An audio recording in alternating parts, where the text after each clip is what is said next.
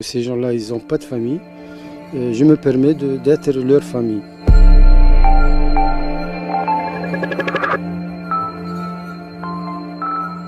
Nous sommes à Zarsis, en Tunisie, à 60 km de la Libye. Et sur ces plages, la mer rejette régulièrement les corps de migrants morts noyés en tentant la traversée vers l'Europe. Ces hommes, ces femmes et ces enfants s'échouent ici dans l'indifférence presque générale. Mais un retraité tunisien, un ancien pêcheur, a décidé de consacrer sa vie à ces anonymes en prenant soin de leurs dépouilles.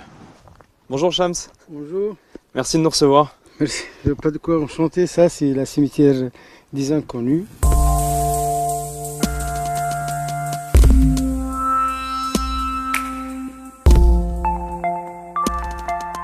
C'est vous qui faites tout ici. Vous enterrez les corps, vous entretenez le cimetière. C'est moi que je fais tout. Avec le garde maritime, on récupère sur la plage les corps. Et après, on va essayer avoir l'autorisation du procureur, l'autorisation d'enterrement. Qui sont les gens qui sont enterrés ici dans ce cimetière? Ce sont tous des subsahariens, non identifiés. Parfois, tu trouves un demi-femme, un demi-homme, sans tête, sans bras, décomposés.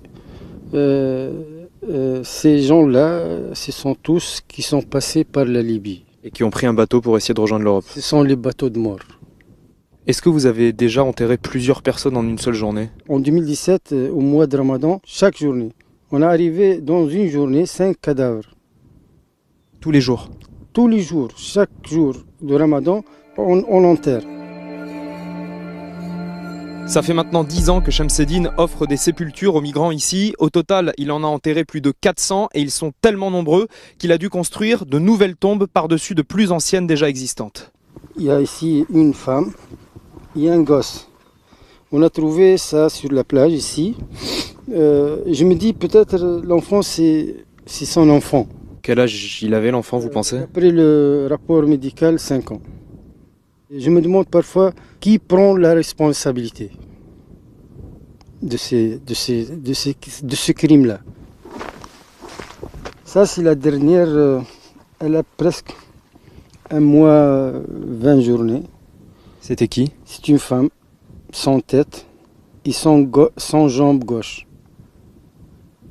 Cette femme-là, je crois qu'elle a 3 mois dans la mer. Vous vous rappelez de toutes les personnes que vous avez enterrées? Oui, ils sont tous gravés dans ma tête. Toutes les tombes, ce sont des inconnus, sauf une, celle-ci, que vous avez faite en béton. Elle est identifiée par son copain et sa cousine. Le copain, il m'a dit, elle s'appelle Rosemary, de Nigeria. Elle a 28 ans. Elle a laissé un enfant au Nigeria. Le cimetière des inconnus est presque plein, il ne reste que ces 2 tombes de disponibles. Ce terrain prêté par la ville de Zarsis est désormais trop petit. Shamseddine veut acheter lui-même un nouveau terrain pour agrandir le cimetière, mais pour l'instant, il n'en a pas les moyens. Si vous ne les enterreriez pas, qui le ferait? C'est une question qui se pose pour tout le monde. Parce que vous le faites bénévolement, vous n'êtes pas payé pour ça. Non, je ne suis pas payé, je le fais de bon cœur parce que ces gens-là, ils n'ont pas de famille. Je me permets d'être leur famille. Chacun de nous, il passe à la cimetière pour faire une petite visite pour sa mère, donner un peu de fleurs. Mais eux, qui va faire ça pour eux? Vous êtes musulman, Shamseddine? Je suis musulman. Dans ce cimetière, vous enterrez les gens, vous ne savez pas de quelle religion ils sont. Vous regardez pas la couleur de peau? Non, je ne veux pas la religion, je ne veux pas la couleur de peau. C'est une cimetière multi-religion. Si vous aviez un message pour les familles des gens qui sont enterrés ici, ce serait quoi? Je suis là avec eux.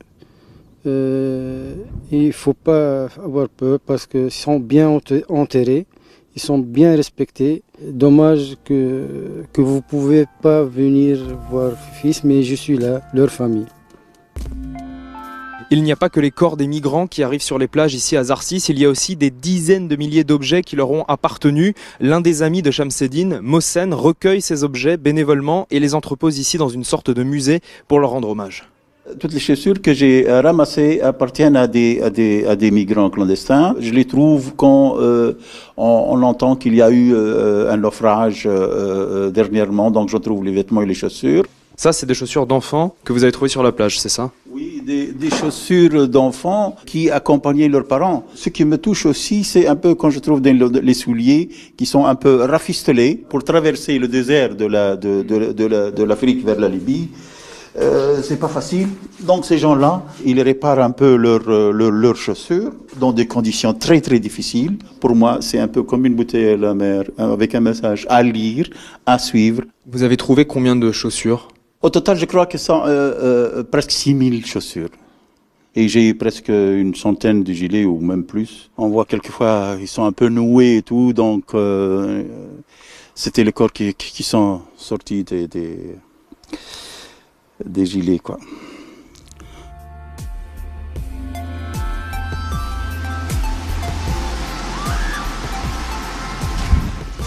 On va aller faire un tour en bateau avec Shamseddine. Il veut nous montrer quelque chose.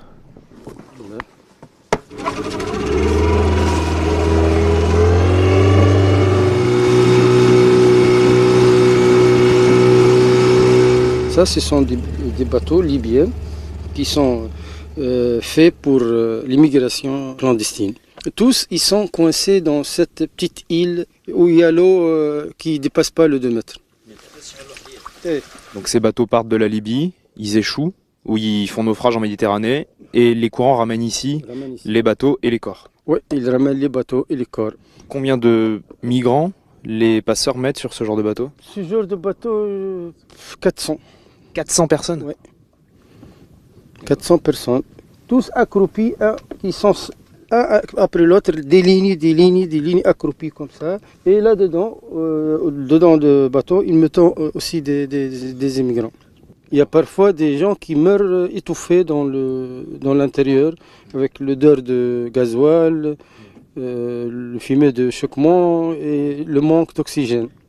Des bateaux comme celui-ci utilisés par les passeurs, il y en a des dizaines ici, près de 40 juste dans la zone où on est. Et on ne sait pas ce que sont devenus les migrants qui étaient dessus. Est-ce qu'ils ont été sauvés par des gardes-côtes ou des associations, ou est-ce qu'ils se sont noyés? Impossible de savoir. C'est quoi votre sentiment? C'est de la colère contre l'Europe? Contre qui? C'est un grand colère contre l'Europe. C'est un grand colère. Au lieu de protéger les frontières, protéger ces gens-là, ces malheureux-là.